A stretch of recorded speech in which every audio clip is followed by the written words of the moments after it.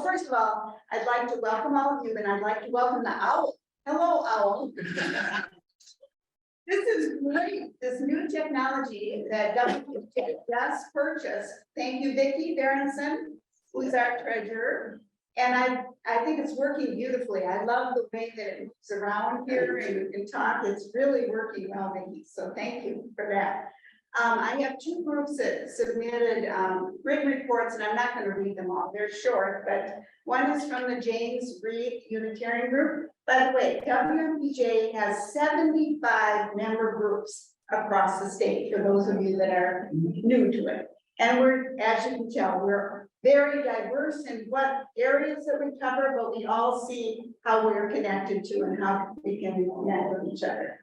So this James Reeb Unitarian Church report by Layla Pine, they're working with the Dane Sanctuary Coalition, which is working on immigration issues. And I want to be sure that got into the conversation today, because there's so much need for the immigration work.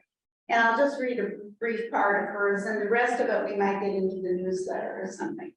But Layla writes, the Immigration and Refugee Rights team of James Reeb Unitarian Universalist Congregation, which is in Madison, meets every Sunday, has been involved since 2022 in providing housing, meals, rides to medical and legal appointments and to English classes, social events and case management support services to 3 Nicaraguan asylum seekers and 3 Cuban asylum seekers.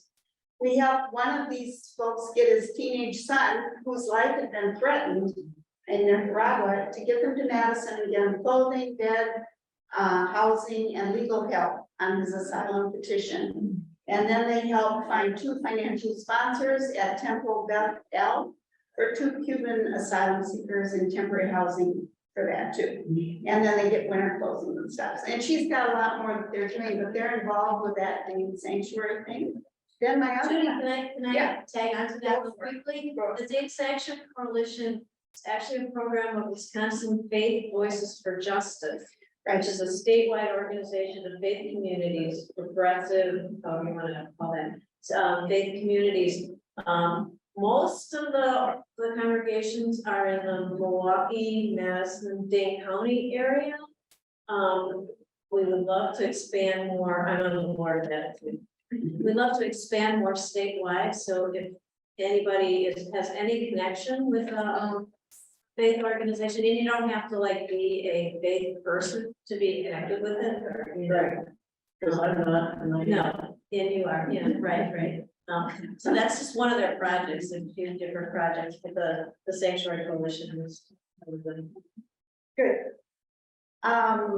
Excellent. The next report is from former director of WMPJ, Bonnie Block, and she's reporting on the Madison Raging Grannies. And if any of you ever want them to perform, they're available. And this is what Bonnie writes. She's singing right now down at the Capitol in Madison. They're singing, so she couldn't be here. This gaggle of grannies started in 2003. So this is their 20th year of this organization. We use street theater and wear colorful hats, aprons, and shawls to call attention to our songs for peace, justice, and protecting our environment. We're a proud member organization of WPJ, and we were given, the grannies were awarded the Lifetime Peacemaker Award in 2010. I forgot that. She calls themselves Sisters in Sex. We use humor, satire, and speaking truth to power to demand greater equity by ending racism, sexism, ableism, and all forms of discrimination. Instead, we use music and laughter as a vehicle to work for healthcare, including reproductive care, education, jobs with living wages, political, legal, and corporate systems. Well, a lot of this stuff. Provide fair taxation, campaign finance. Anyway, you can look them up, what they do that way. You can check out our 180-page song library at Raging Grannies of Madison website. And you can find us on Facebook, Twitter, and Instagram. We'll sing for groups and events anywhere in Wisconsin that we're invited, and sometimes where we're not. So from May to November, you can find us down at the Farmers Market in Madison. And we have a lot of alternative holiday songs for the December Fair Trade Festival at the Madison Convention Center. So if you need some music in your events, they're available. Okay, Thank you, Judy. that's it. Thank you. And one more, because I'm part of the UN Dane County. I'm a membership person, United Nations. United Nations of Dane County.